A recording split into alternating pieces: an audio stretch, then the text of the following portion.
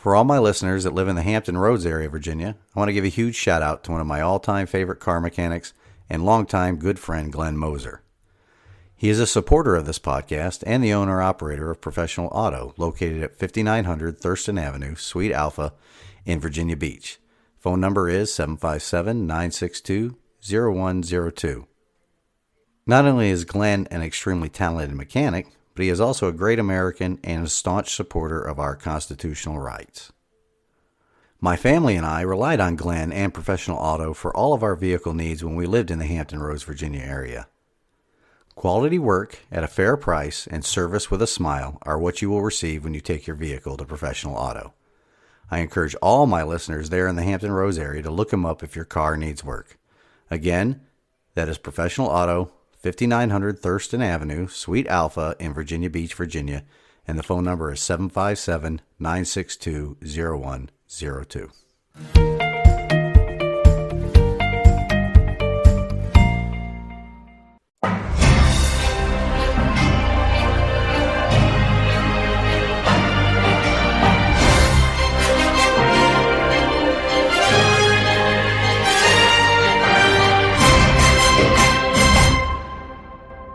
Welcome to the weekend update for Liberty, Leadership, and Lies with Larry Linton, coming to you from the Goat Locker studio in Sevierville, Tennessee. For local news and events, I'd like to let the audience know that there's a weekly Biblical Worldview meeting every Tuesday at 11 a.m. and 6 p.m. This week's meeting will entertain Dr. James Goss as he continues a presentation on the full spectrum of Islam. The meetings take place at the Sevierville Christian Center at 1187 Ernest McMahon Road in Sevierville. If you think you know all about Islam, you may have to reconsider your position, especially after Dr. Gaz discusses the 5 pillars of Islam and the core message of the Quran versus the gospel message of Jesus Christ. For statewide information, Senator Janice Bowling continues to be an incredible servant leader for the people of her district and the entire state of Tennessee. She provided me with an entire breakdown of the recently adjourned legislative session. If you'd like a copy, just send me an email and I'll send it to you. There are still many battles to engage in with our state's elected representatives in the next session after so many good bills were left on the table. Each resident of Tennessee needs to fully engage their representative and their senator during this time when they are home in their respective districts. Make sure to let them know our priorities for the next session and get them to provide you with a stance on each of them. Remember, we have a supermajority in the legislature for a reason. Get them to act like it. On the national news front this weekend, well, I thought the country made a change from mean tweets and a dictator last November. Is that why there's no outcry about the President of the United States tweeting out this, and I quote, "The rule is now simple, get vaccinated or wear a mask until you do." So let me get this straight. I have to wear a mask or submit myself to an experimental vaccine that is only being administered under an emergency use authorization approval? Now the key word there is experimental. For those people who do not truly understand history, or for them it only goes back to the time of their birth, you should really look up the Nuremberg Code. The code was developed after the Nuremberg trials for the Nazi regime that conducted human experiments on and murdered millions of Jewish people. The 10 points of the code were given in the section of the judge's verdict entitled Permissible Medical Experiments.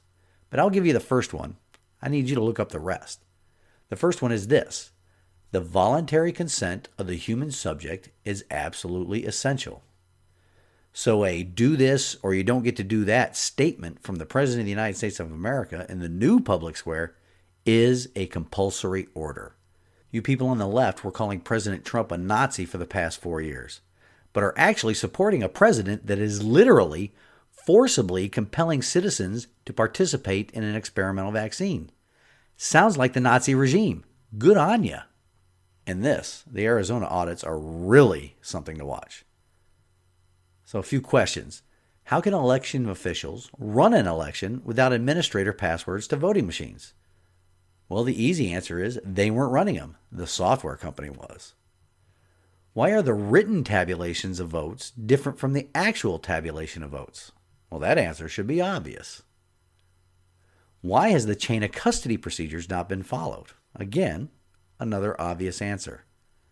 Why were entire databases of election data from the November 2020 elections deleted just days before handing them over to the audit team? Well, this one may be a bit tricky, but when was the last time a high profile Democrat, or any for that matter, was convicted for destroying evidence? I can't recall one in the past few decades. Nothing shady going on there at all. Yep, 81 million votes. Keep on believing that.